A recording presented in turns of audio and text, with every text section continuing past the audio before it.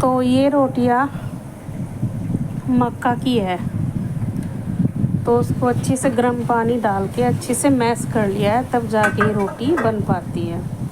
कभी मम्मी ने कहा था, मम्मी को हम अपनी बीबी बोलते हैं, कभी कहा था कि अगर गाय के गोबर की रोटी बना के देख ली तो समझो आप मक्का की रोटी भी बना लोगे। वो कैसे, पहले समझ में नहीं आता था क्योंकि बच्चे थे।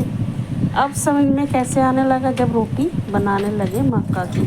वो कैसे, क्योंकि उन लोगों ने पहले गोबर का काम किया है, तो वो गोबर हल्का भी होता है और जैसे उसकी रोटी बनाते हैं तो वो टूटती हैं।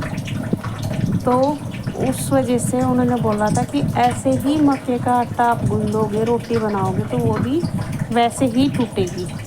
तो इसलिए प्रैक्टिस, आप गोबर से, बच्चे हैं तो बच्चों को बोला गया कि पहले गोबर से ही प्रैक्टिस करो, गाय के गोबर से।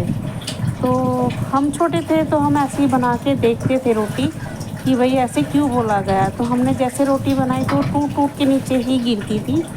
तो अब हमें इतना एक्सपीरियंस हो गया है और बहुत ज़्यादा रोटी बनाते, 30 साल हो चुके हैं। रोटी को खड़ी करके किस लिए सेका जाता है, किनारे भी सेकने चाहिए और चूल्हे की तरह रोटी अच्छे से बन पाती है, सिक भी जाती है। सिम गैस पे आप तवे पर रोटी रखो, कभी भी तेज़ फ्लेम पे रोटी मक्का की मत डालो क्योंकि वो डायरेक्ट जल जाती है। धीमी आंच पे रखोगे तवे पे, वो धीरे धीरे सीखेगी और जब वो सीखेगी फिर करारी भी बनेगी आपके, बहुत ही अच्छी भी लगेगी खाने में क्योंकि वो अंदर तक पक जाती है।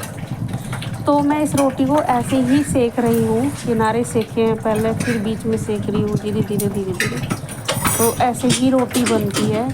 तो ये मैं आपको अपना एक्सपीरियंस बताया है। और हमेशा चूल्हे पे रोटी बनाओ या तवे पे, गैस पे बनाओ, तवे पे हमेशा रोटी को पलटने से पहले एक बार चारों तरफ को चाकू से नीचे से रोटी को उठा लेना चाहिए। हाथ से उठाओगे तो टूट ही जाएगी। ये आपको मैं बहुत बड़ा मतलब एक्सपीरियंस, क्योंकि मैंने भी ऐसे ही सीखी थी, मेरे से भी रोटी टूटती थी। धीरे धीरे मैंने ऐसे ही सीखी है।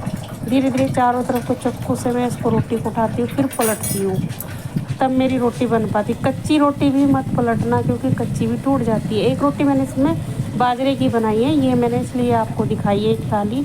और ये मेरी गोभी की सब्ज़ी है, आलू गोभी की सब्ज़ी के साथ भी आप इसको खा सकते हैं, आलू गाजर की सब्ज़ी के साथ खा सकते हैं, राजमे के साथ इसको खा सकते हैं। तो ये सारे टिप्स मैंने आपको दिखा दिए हैं, आलू गोभी की सब्ज़ी, आलू गाजर की सब्ज़ी।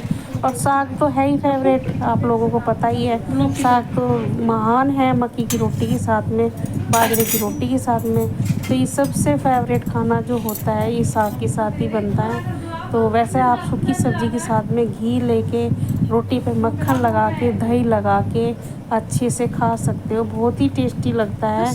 और ये साग मेरा दरा दरा सा मैं इसको पीसती हूँ। कभी ग्राइंड करते टाइम पतला साग मत पीसो, तो आपका साग पतला ही बनेगा, मोटा पीसेंगे थोड़ा मोटा रहेगा। Bye bye.